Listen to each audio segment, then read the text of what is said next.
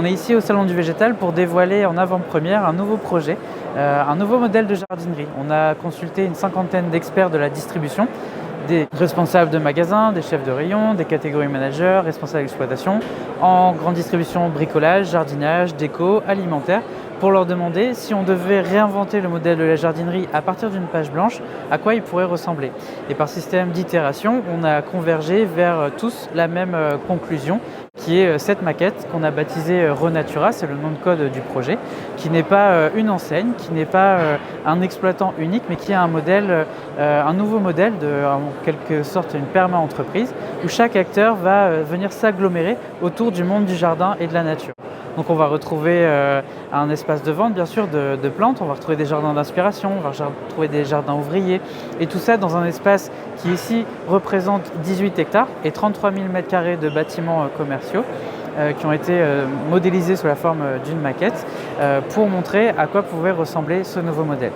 Alors comment il s'articule? En fait, on a plusieurs parties qui viennent s'imbriquer et pour avoir une telle superficie, on a pris par exemple ici une friche industrielle qui peut être portée notamment par une collectivité, par des promoteurs privés, avec un système de régie, c'est-à-dire que chaque opérateur est indépendant et une régie va gérer tout ce qui va être le merchandising, la communication, l'animation des ventes. C'est-à-dire que ce n'est pas au producteur, ce n'est pas à un exploitant unique de tout gérer, de tout porter, mais c'est bien l'association de toutes ces compétences qui va faire en sorte que le lieu va vivre, va s'animer tout au long de l'année et va pouvoir perdurer dans le temps. Alors l'intérêt du projet, c'est qu'un particulier qui vienne dans ce type de structure puisse y passer la journée. On a des restaurants, on a une garderie pour enfants, bibliothèque, des jardins paysagers. Et effectivement, l'inspiration, aujourd'hui, on compte sur les médias, on compte sur les influenceurs pour générer cette inspiration auprès du particulier. Et bien là, on l'a sur site, c'est-à-dire que le particulier vient, il peut déambuler dans des jardins d'exposition, ici un peu comme Chaumont-sur-Loire par exemple, il prend l'inspiration et derrière, il peut retrouver directement les produits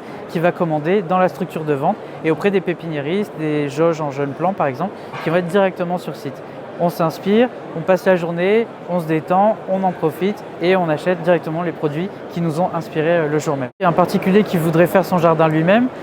il va prendre un peu de conseils de paysagiste à droite, il va prendre des plantes chez son pépiniériste, il va prendre des objets déco en jardinerie, mais il a du mal à trouver tout au même endroit. Donc là, on a tout réuni, par exemple des libres-services matériaux, comme vous pouvez avoir un point P par exemple, la location de matériel de chantier comme un Loxam par exemple ou un Kiloutou, une déchetterie, des libres-services matériaux, une cour matériaux comme chez Leroy Merlin, Monsieur Bricolage. En fait, tous ces éléments vont être ensemble et à partir d'un même endroit, une même place de parking, on a accès à tous ces éléments. On vient éventuellement avec sa remorque, on laisse ses déchets verts, on finit son tour, on vient se garer et après on vient charger avec des végétaux en pépinière. Tout a été pensé pour mutualiser tous les besoins autour du jardin et autour de la nature. C'est-à-dire qu'un ménage lambda aujourd'hui, quand il va aménager son jardin, quand il va l'entretenir au printemps, aujourd'hui il doit se diviser entre plusieurs points de vente et plusieurs lieux. Aujourd'hui, tous ces lieux sont réunis sous un même projet qui fait sens. Alors pour que ce modèle fonctionne et existe, on le met en téléchargement libre des visiteurs qui peuvent totalement le consulter, le parcourir dans tous les sens. Et pour que ça fonctionne, en fait, chacun des opérateurs ne s'engage pas ad vitam aeternam sur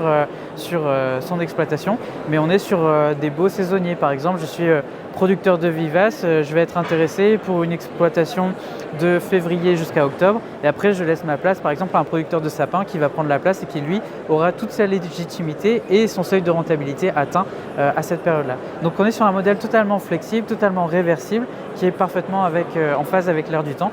Donc aujourd'hui, l'enjeu, c'est que des collectivités, des porteurs de projets, des appels à idées